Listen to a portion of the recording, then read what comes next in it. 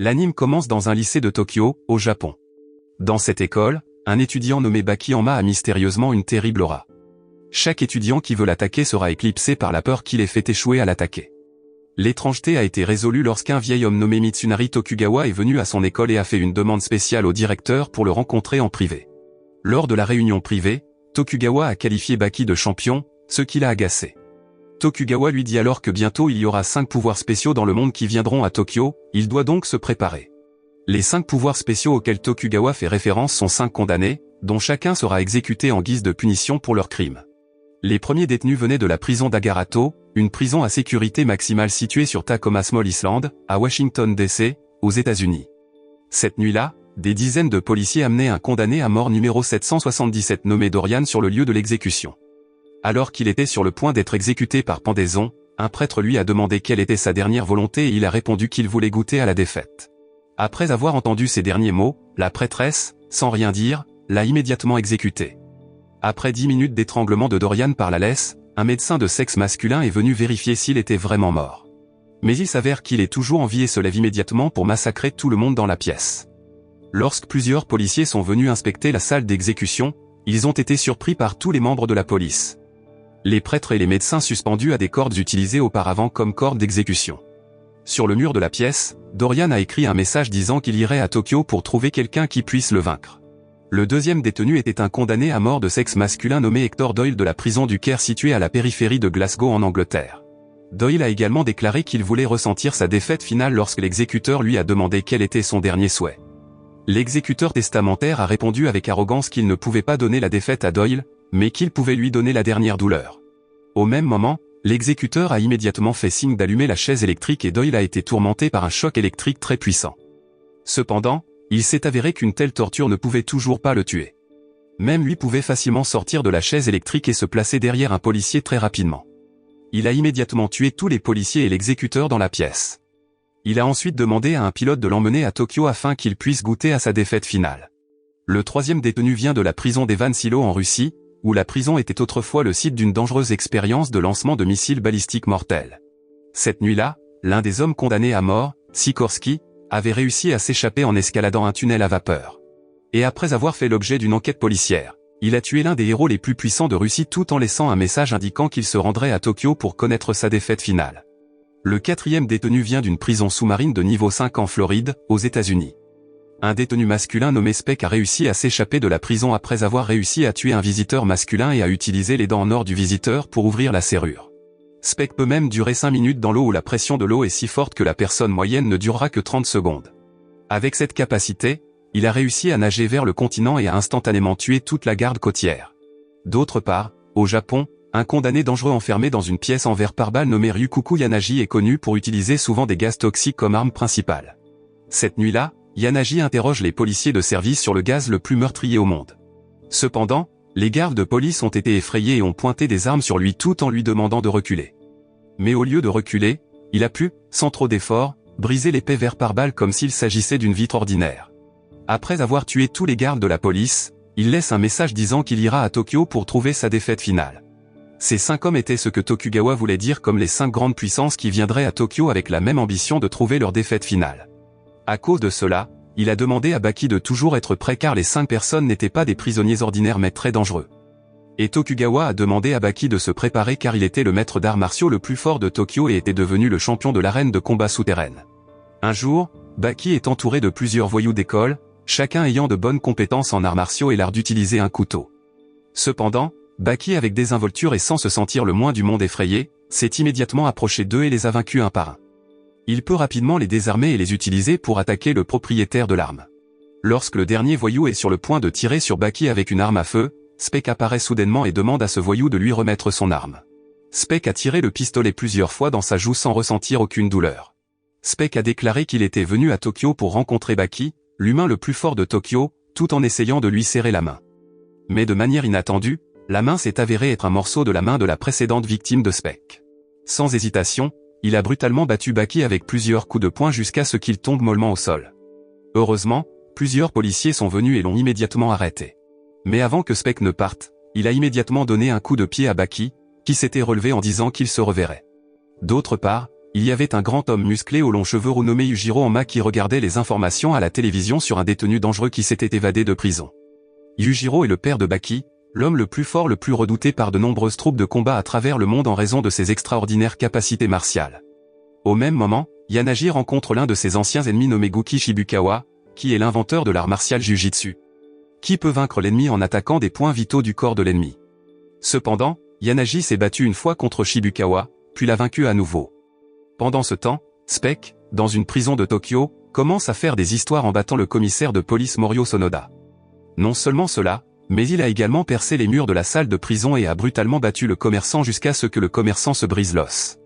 Dans un autre endroit d'un collège d'arts martiaux de karaté, fondé par un homme nommé Doppo Orochi. Il y a un duel d'arts martiaux entre le garçon d'Orochi nommé Katsumi Orochi et un homme nommé Kayu Retsu, qui est un expert en arts martiaux chinois Kenpo. Même si le match était un match nul, Katsumi a reconnu la grandeur de la capacité de combat de Retsu. Peu de temps après, Dorian est venu et a dit qu'il cherchait Orochi Doppo. Mais au lieu de se rencontrer en bons termes, Dorian a brutalement attaqué Katsumi avec diverses techniques de coups de poing et de pied jusqu'à ce qu'il subisse une grave blessure au cou. Lorsque Dorian était sur le point de partir, Retsu l'arrêta et lui demanda de retourner dans l'arène de combat. En entendant cela, il a bu une bouteille d'alcool avec désinvolture et renversé de l'alcool autour, puis a mis le feu à l'arène pour lui permettre de s'échapper. Pendant ce temps, Tokugawa dînait avec plusieurs combattants d'arts martiaux de l'arène souterraine chez lui. Mais peu de temps après, Sikorsky est soudainement apparu et a immédiatement attaqué l'un des combattants dans la pièce avec une telle brutalité qu'il a dû être transporté d'urgence à l'hôpital car il était grièvement blessé. Après cela, un autre combattant, en colère contre ce que Sikorsky avait fait, l'a immédiatement défié et menacé. Cependant, il n'était pas à la hauteur et Sikorsky pouvait facilement le battre d'un coup de pied. Après cela, Tokugawa a emmené Sikorsky dans l'arène souterraine pour rencontrer les combattants qui deviendraient ses ennemis. Les 5 monstres détenus sont également venus à la réunion, dont Spec, qui s'était évadé de la prison de Tokyo après avoir laissé un message indiquant qu'il reviendrait bientôt. Après que Tokugawa et Sikorsky soient arrivés avec les 4 autres détenus, Baki est soudainement apparu avec les 4 donjons des maîtres combattants. Tokugawa les a également divisés en 2 groupes, le groupe des condamnés et le groupe des maîtres combattants clandestins. In Baki's group, there is Doppo Orochi, the founder of the largest karate school in Japan and Kaoru Hanayama, the leader of the strongest Yakuza gangster in Japan, then there are Shibukawa and Retsu, who previously fought Yanagi and Dorian. Après cela, Tokugawa a donné des informations sur le tournoi de match entre 38 combattants forts qu'il avait organisé il y a un an dans lequel Baki, 17 ans, a réussi à sortir vainqueur. Cependant, dans ce tournoi de match, Tokugawa fournira des règles différentes où chaque combattant peut attaquer son ennemi n'importe quand et n'importe où dans n'importe quelle condition. Cela signifie qu'ils ne se battront pas dans l'arène de la compétition mais dans divers endroits tant qu'ils vaqueront à leurs occupations quotidiennes. Et ce soir-là, le match entre les 2 groupes était déclaré lancé. Après avoir entendu toutes les règles, Baki a décidé de rentrer chez lui car il devait aller à l'école demain matin. Cette nuit-là, après la fin de la réunion, Doppo et Dorian marchaient ensemble lorsque Retsu est soudainement apparu et a ciblé Dorian comme son premier ennemi. Cependant, avant que Retsu ne puisse attaquer, Doppo avait déjà attaqué Dorian avec sa très puissante capacité de coup de pied de karaté. Outre sa forte capacité d'attaque, Doppo possède également une grande puissance défensive.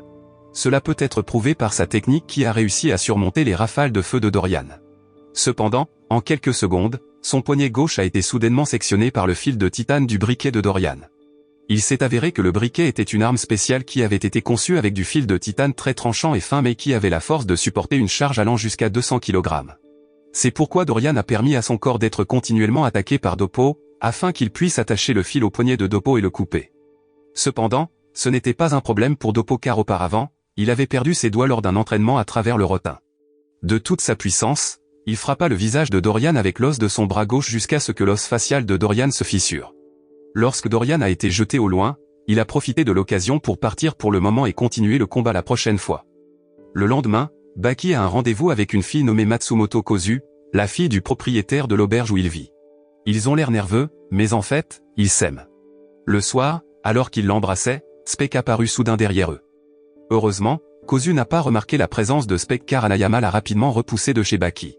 Apparemment, Hanayama voulait que Spec soit son adversaire dans ce duel. Spec avec enthousiasme, tout en souriant, a accepté le défi et a chargé directement sur Hanayama. Spec ne doit pas le sous-estimer car c'est un chef Yakuza habitué à vivre en danger et qui peut vaincre seul tous les membres d'un groupe Yakuza rival. Spec l'a immédiatement frappé sans relâche et a même lancé un banc de parc. Mais toutes ces attaques ne pouvaient toujours pas l'affaiblir. Après cela, Spec a attaqué Hanayama avec un coup de poing connu pour être très dangereux et mortel. Il y a plusieurs années, il a frappé la Statue de la Liberté des centaines de fois jusqu'à ce qu'elle s'effondre presque et ait dû être soutenue par des fils de fer très solides. Cette fois, Spec a frappé à plusieurs reprises Hanayama afin qu'il ne puisse que résister à l'attaque sans pouvoir lancer un coup de poing. Mais apparemment, après que Spec ait fini avec son poing, Hanayama l'a assommé d'un seul coup jusqu'à ce qu'il tombe au sol. Après cela, Hanayama a poursuivi son attaque avec un coup de poing puissant qui a pu rendre Spec impuissant. Mais avant de porter son dernier coup, Spec s'était déjà gonflé la joue avec une balle explosive qu'il avait volée à un policier. Cependant, Hanayama pouvait toujours se tenir droit même si son visage avait été érodé par l'explosion et a immédiatement frappé Spec contre un poteau électrique jusqu'à ce qu'il soit brûlé. Peu de temps après, les policiers ont été surpris par Hanayama, qui a amené Spec, qui était déjà impuissant à cause d'un choc électrique. Cependant, leur combat a repris lorsque Spec, qui avait récupéré, a renversé la voiture conduite par Hanayama et plusieurs policiers. La bataille plus féroce et plus intense entre eux se poursuit à nouveau. Cependant, même après diverses attaques et tactiques telles que plusieurs coups de poing, des coups de pistolet et des grenades éclairs de Spec, Hanayama a de nouveau remporté le match. Quelques jours plus tard, Spec est toujours dans le coma et suit toujours un traitement à l'hôpital. Son état, qui était auparavant très en forme et ressemblait à un homme de 50 ans, s'est maintenant transformé en un homme très fragile et vieillissant comme s'il avait déjà 97 ans. Son rêve de connaître sa dernière défaite est désormais réalisé. D'un autre côté, Baki semblait s'ennuyer avec ses leçons d'école, alors il n'arrêtait pas de bâiller. Cela a été vu par le directeur, qui l'a immédiatement réprimandé et lui a dit que tous les problèmes de ce monde ne pouvaient pas être résolus avec des muscles. Tout en frappant Baki sur la tête. Le directeur lui a demandé de prendre des cours au sérieux et d'utiliser son cerveau car l'intelligence humaine peut dépasser les limites de la force physique humaine. Peu de temps après, Doyle est soudainement apparu en brisant la fenêtre de la classe et en frappant directement le directeur. Baki, satisfait de le voir frapper le proviseur, s'émeut et le remercie. Après cela, Baki a immédiatement couru hors de la pièce et s'est rendu dans la cour de l'école pour éviter de se battre avec Doyle. Il ne veut pas que ses camarades de classe connaissent sa véritable identité, alors il évite les bagarres à l'école. Malheureusement, il a été pris pour cible par Yanagi, qui se déguisait auparavant en jardinier de l'école. Utilisant une arme appelée Kyoketsu Shoge, Yanagi a immédiatement attaqué la tête de Baki. Avec l'attaque rapide de Yanagi, Baki a perdu son arme et a failli être touché. Heureusement, il a réussi à esquiver et l'attaque n'a touché que son uniforme. Mais le combat a été soudainement interrompu par Shibukawa, qui a attaqué Yanagi de la même manière qu'il l'avait attaqué auparavant. Shibukawa a ensuite demandé à Baki d'attaquer Yanagi car il n'y avait aucune règle exigeant un duel en tête-à-tête lors du match de cette saison. La bataille contre Yanagi commence. Même si Yanagi devait affronter deux personnes à la fois, il pouvait encore survivre en utilisant diverses techniques extraordinaires. L'une de ces techniques consiste à réduire l'oxygène de l'ennemi, qu'il applique actuellement à Baki pour le faire tomber inconscient. Heureusement, la bagarre n'a pas duré longtemps car les sirènes de police ont commencé à retentir et il a dû s'enfuir immédiatement. Dans la soirée, Baki et les 4 autres combattants de l'arène souterraine se rassemblent chez Tokugawa. Mais au milieu de la rencontre, Dorian est soudainement apparu avec un seau rempli d'essence et d'allumettes. Heureusement, juste au moment où Dorian était sur le point de tous les brûler, Katsumi est venu donner un coup de pied dans le seau d'essence et l'a renversé sur son corps. En conséquence, Dorian a été brûlé avec de l'essence qu'il a apporté lui-même. Doppo, qui a vu l'action de Katsumi, s'est senti fier de lui parce que Katsumi avait pratiqué la beauté dans les arts martiaux de karaté, où il n'a pas utilisé d'armes pour vaincre Dorian. Doppo pense que préparer des armes avant de se battre revient à diminuer l'estime de soi du combattant et à ternir l'honneur du combat. Étonnamment, même s'il a été brûlé dans un feu très chaud, Dorian a quand même réussi à survivre et a même défié Katsumi dans un combat. En entendant cela, Katsumi a présenté Dorian à son professeur nommé Kato Kiyozumi et l'a défié de se battre avec Kato.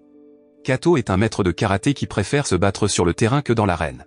Sans plus tarder, il attaqua immédiatement Dorian, et la bataille commença. Le combat n'a pas duré trop longtemps car Dorian pouvait facilement emmêler Kato et Katsumi avec les cordes de piano qu'il avait préparées au préalable. Heureusement, Doppo pourrait couper les cordes à main nue tout en expliquant que tout être humain peut transformer sa main en une arme mortelle avec une pratique intense et des années de travail acharné. Peu de temps après, Dorian a soudainement sorti une grenade de sa bouche, faisant exploser l'endroit. Tout le monde à cet endroit a réussi à survivre, y compris lui, qui a actuellement réussi à s'échapper et a choisi de se cacher dans un canal d'eau au milieu de la ville. À l'insu de Dorian, Kato l'avait suivi pendant longtemps et l'avait défié de reprendre leur combat. Il a utilisé de l'huile et du verre brisé comme gants dans ce combat et a commencé à attaquer Kato à plusieurs reprises. Mais l'attaque a rendu Kato heureux et mis au défi parce que le combat est devenu plus intéressant. Kato a alors contre-attaqué et frappé Dorian de toutes les directions jusqu'à ce qu'il le poignarde dans l'œil et goûte la victoire sur sa défaite. Cependant, Il s'avère que Dorian a fait un geste hypnotique en profitant de l'ambition de victoire de Kato et en faisant croire à Kato qu'il l'avait vaincu. Et pour mettre fin au combat, il a immédiatement attrapé le coup de Kato avec la ficelle qu'il avait précédemment préparée. Le lendemain, le corps impuissant de Kato a été retrouvé par Retsu dans un sac de boxe au terrain d'entraînement de karaté Shinkai. Il a immédiatement emmené Kato mourant à l'hôpital pour y être soigné. Depuis cet incident, Doppo et Katsumi ont ordonné à leurs membres de traquer Dorian dans tout Tokyo et de le capturer. Avec le nombre de membres du collège de karaté atteignant des centaines de personnes, il n'a pas fallu longtemps pour le trouver et l'arrêter. Tous les membres de l'école de karaté Shinkai de diverses professions ont commencé à se rassembler pour vaincre Dorian. Ils l'ont immédiatement amené à venir dans un parc d'attractions et lui ont demandé de continuer à y aller seul. Après son arrivée à l'intérieur du parc, Dorian est accueilli par un clown et emmené pour profiter des différents manèges sur place. Tout en profitant des manèges, il est battu par un homme du nom d'Atsushi Sudu, le compagnon d'armes de Kato. Ils se sont également battus avec acharnement sur des montagnes russes qui roulaient à grande vitesse. Sudu, qui comprend les compétences d'équilibre de Sanshin, peut maintenir son équilibre et attaquer Dorian sans tomber. Réalisant cela, Dorian décida de le pousser et de les faire tomber tous les deux du haut des montagnes russes.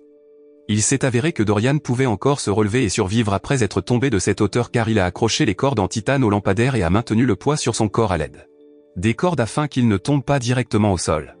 Après ce combat, Dorian a dû faire face à Doppo, qui voulait se venger de sa main gauche, qui avait été coupée en raison de son combat précédent contre lui. Sans hésitation, Doppo l'a frappé et lui a donné des coups de pied à plusieurs reprises, utilisant toute sa force. Au cours du combat, il est révélé que Doppo a réussi à rattacher sa main avec l'aide d'un médecin talentueux capable d'effectuer des opérations compliquées et complexes. Dorian a de nouveau utilisé la technique hypnotique qu'il avait précédemment utilisée contre Kato. Cependant, cette fois, la technique n'a pas fonctionné pour Doppo car il avait encore des réflexes très rapides malgré l'hypnose.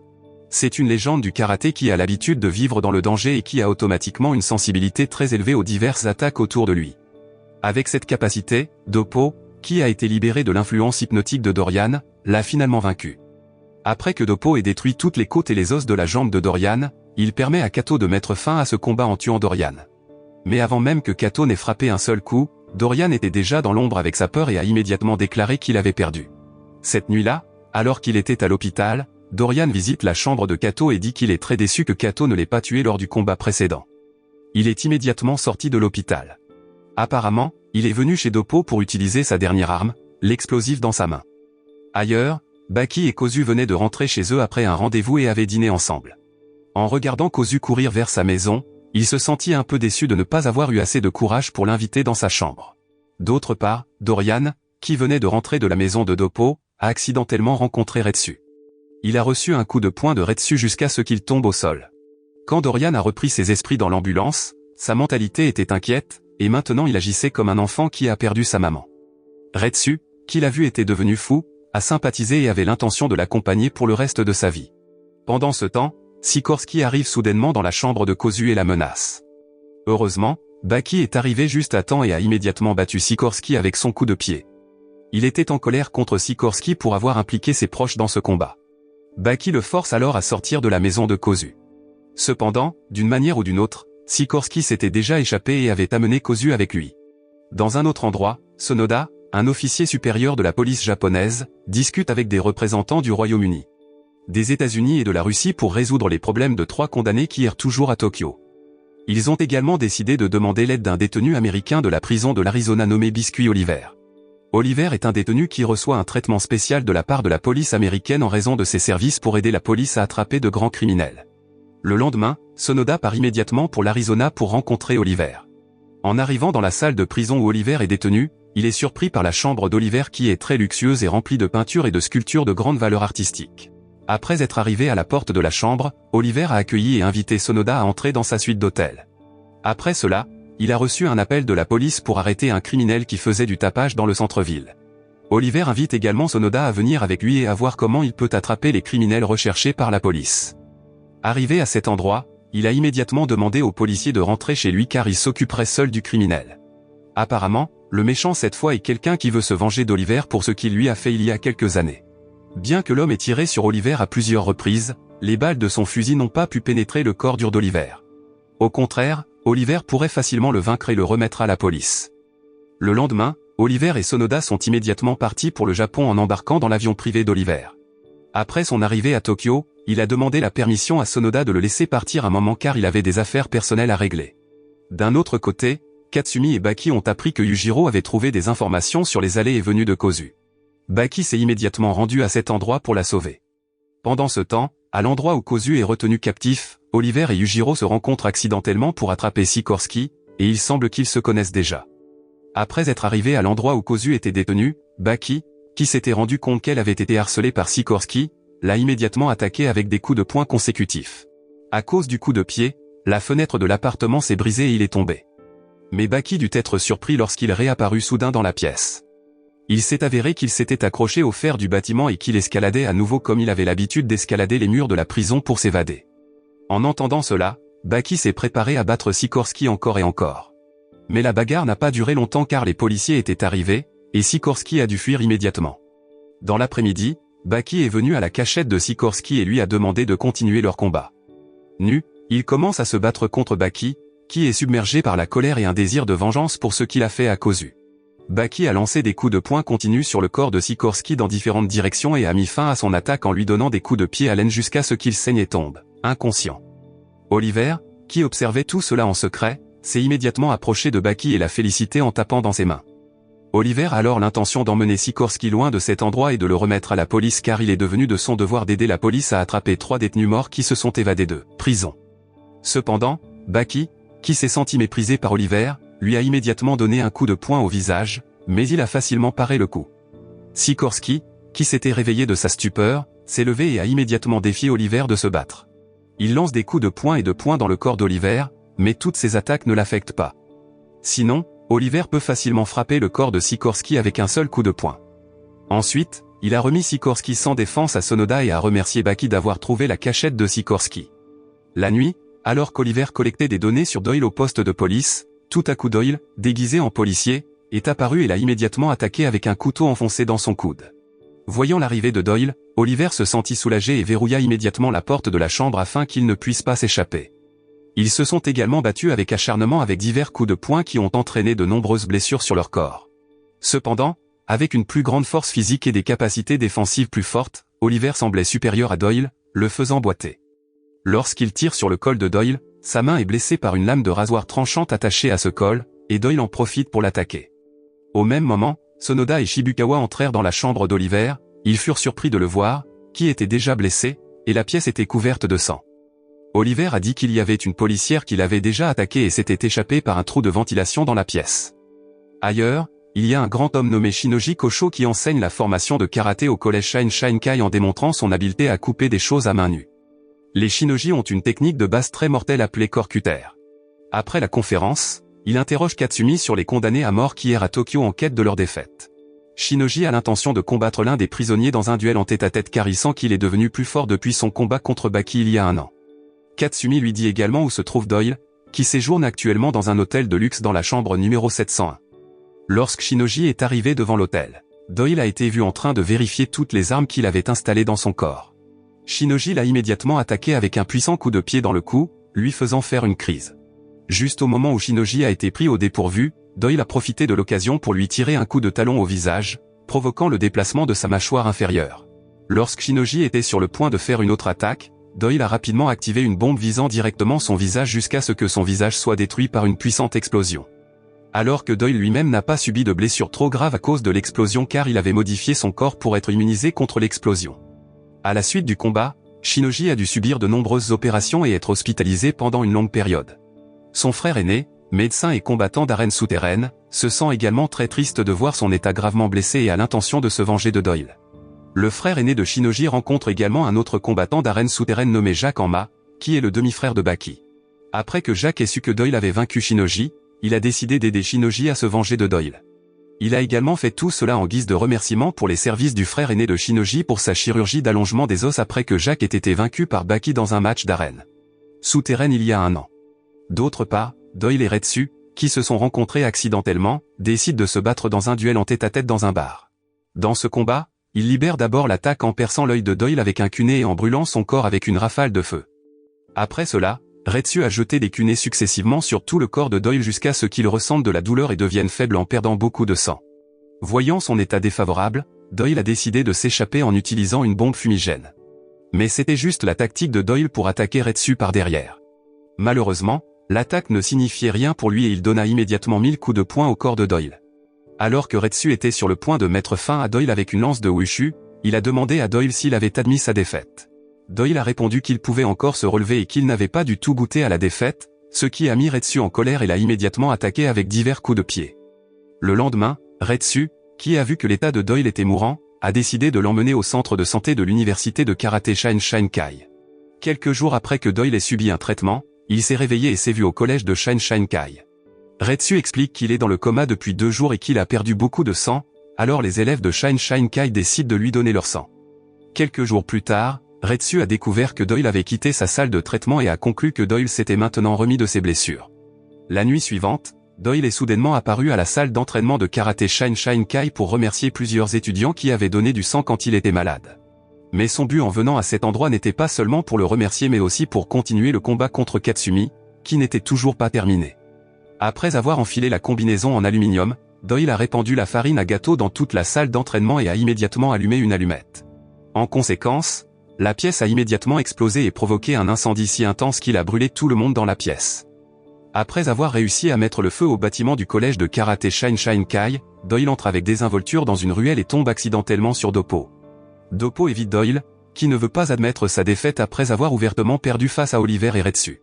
Il défie également Doyle en duel sur le terrain tout en l'insultant en disant qu'il est autorisé à utiliser des armes. Doyle, qui se sentait agacé, a immédiatement attaqué Doppo avec un coup de poing dur, mais il a facilement bloqué l'attaque. D'un autre côté, Doppo peut facilement le vaincre d'un seul coup et l'assommer instantanément. Lorsque Doyle se réveille, il se retrouve à l'intérieur du bâtiment du collège de karaté Shinshinkai et voit Katsumi avec des brûlures de niveau 2 sur tout le corps. Katsumi lui a demandé s'il avait admis sa défaite, mais avant qu'il ne puisse répondre, Katsumi lui a donné un coup de pied dur qui l'a fait perdre connaissance. Katsumi a continué à le faire à plusieurs reprises jusqu'à ce qu'il soit prêt à admettre sa défaite. Cette nuit-là, lorsque Doyle s'est réveillé de son sommeil, l'assistant de Katsumi a déclaré que Katsumi avait décidé d'arrêter leur combat et l'a nommé vainqueur de ce combat.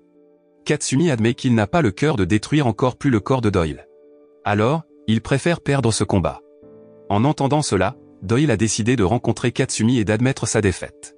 Pendant ce temps, Sonoda apprend que Sikorsky a réussi à s'échapper de la prison, qui a un haut niveau de sécurité, en escaladant le mur de la prison avec la puissance des doigts. Dans un autre endroit, Yanagi vient voir Baki, qui est avec Kozu, et lui demande de se battre en tête-à-tête. Ils sont allés sur le terrain et ont commencé à se battre avec Baki, qui a donné la première attaque. Après cela, Yanagi a riposté contre Baki avec une technique de hachage très mortelle en se suggérant comme de l'eau qui allait avec le courant. Cependant, il s'est avéré que Baki avait également appris la technique de coupe de son père, qui avait précédemment déclaré que le mouvement était généralement utilisé pour l'autodéfense. Malheureusement, au milieu du combat, Sikorsky apparaît soudainement et aide Yanagi à l'attaquer ensemble. Cela signifie que Baki doit affronter 2 ennemis à la fois dans une bataille.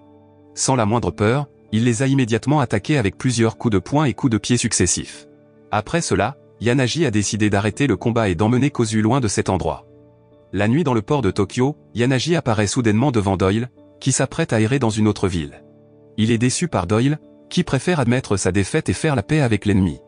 Se sentant offensé par ses insultes, Doyle l'a immédiatement attaqué avec un coup de poing.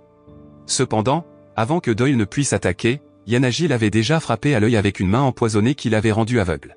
Avec de telles conditions, il a été facilement vaincu par Yanagi, et il a été forcé de se jeter à la mer avant que Yanagi ne puisse le tuer avec un katana. D'autre part, Jacques, qui avait réussi à trouver Sikorsky dans une cabine téléphonique, l'a immédiatement attaqué et piégé dans la cabine téléphonique. Après cela, Jacques l'a chargé dans un wagon couvert et l'a envoyé dans le stade de l'arène souterraine pour se battre dans un duel en tête-à-tête. Le combat entre eux se poursuit dans l'arène avec une règle simple, se battre à main nue. Dans ce match, Jacques semblait supérieur avec une force physique et une taille corporelle plus grande que Sikorsky jusqu'à ce qu'ils doivent attaquer en utilisant des armes sous la forme de pistolets en bois et d'un clou. Cependant, toutes ces attaques ne signifient rien pour Jacques, qui a de forts muscles abdominaux et des réflexes rapides. Au bout d'une heure, Jacques a été remplacé par un petit combattant nommé Gaïa. Tout le public semblait sous-estimer Gaïa parce que son corps est plus petit que celui de Sikorsky et Jacques, mais il a immédiatement fait taire les cris du public avec une action surprenante. Il pouvait facilement détruire toutes les lumières au-dessus de l'arène d'un seul rugissement, et l'action a instantanément fait taire tout le public. Après cela, Gaïa a attaqué Sikorsky avec le sable dans l'arène. Le sable avait été mélangé avec les dents et les ongles laissés par les batailles précédentes. Gaïa attaque Sikorsky avec un coup de sable et fait tout son corps blessé par des clous et des dents perçant sa peau. Après cela, Gaïa a lancé un nouveau mouvement d'attaque en camouflant le sable dans l'arène afin que Sikorsky ait du mal à voir et à savoir où il se trouve. Il en a profité pour attaquer Sikorsky de toutes les directions et l'a effrayé à chaque attaque à venir. Sikorsky était constamment hanté par une peur terrible de chaque attaque qui apparaissait toutes les 10 secondes jusqu'à ce que finalement, il décide d'abandonner et d'admettre sa défaite. D'autre part, Yanagi combattait un homme nommé Motob en utilisant l'arme qu'il avait utilisée contre Baki. Mais Motob semble supérieur. Il peut couper la main droite empoisonnée de Yanagi en utilisant son arme. Au milieu du combat, Yujiro est soudainement apparu et a déclaré que Yanagi avait perdu le combat. Cependant, parce que Yanagi ne voulait pas admettre sa défaite, Yujiro a immédiatement frappé son visage avec un coup dur, le faisant tomber au sol. D'autre part, Doyle, qui se cachait dans une grotte sur la plage, a été retrouvé par Oliver. Sachant que Doyle était aveugle, Oliver l'a immédiatement attaqué d'un coup dur jusqu'à ce qu'il perde connaissance. Enfin, 5 condamnés à mort qui cherchaient leur défaite finale ont obtenu ce qu'ils voulaient. D'autre part, Baki, qui avait déjà été attaqué par le poing venimeux de Yanagi, commence maintenant à ressentir de graves symptômes où son corps devient plus mince et plus faible. Il a été immédiatement transporté à l'hôpital pour y être soigné. Après avoir appris du médecin que ses chances de survie étaient minces, Kozu est devenu très inquiet et triste. Quelques jours plus tard, Baki s'échappe de l'hôpital et rentre chez lui car il découvre qu'il n'existe toujours pas de remède à sa maladie. Quelques jours plus tard, Baki et Kozu se rendent dans une maison située dans les montagnes pour rencontrer un combattant nommé Ando. Après avoir vu l'état du corps de Baki, qui était très préoccupant en raison du poison de Yanagi qui avait pénétré dans la peau et les os de son corps, Ando a immédiatement mélangé diverses herbes et plantes médicinales pour neutraliser le poison dans son corps. Cependant, Ando ne peut pas lui promettre grand-chose car, selon Ando, son état est déjà impossible à guérir. Après cela, Baki est allé dans une grotte qui était autrefois un endroit où il a promis de ne jamais perdre dans une bataille d'arts martiaux. Cependant, ce jour-là, il a finalement déclaré qu'il avait perdu la bataille contre Yanagi et ne pouvait pas tenir sa promesse. Après le retour de Baki chez Ando, Retsu, inquiet de l'état de Baki, est venu lui rendre visite. Lorsque Baki était sur le point de serrer la main de Retsu, Retsu l'a soudainement frappé d'un coup de poing, le faisant tomber inconscient. Il s'avère que Retsu veut l'emmener dans un collège d'arts martiaux chinois pour participer à un match Great Rete. Ce match Rete n'a lieu qu'une fois tous les 100 ans, et seuls les grands combattants de classe mondiale peuvent participer au match Rete. Dans ce match, Baki se battra plus tard contre son père, Yujiro Hanma, et le fils de Muhammad Ali, Ali Jr. Même si l'état de Baki est encore très faible et que son corps est toujours contaminé par le poison de Yanagi, il a l'intention de pouvoir gagner le match Rete car son objectif a été de vaincre son propre père. Et l'anime se termine.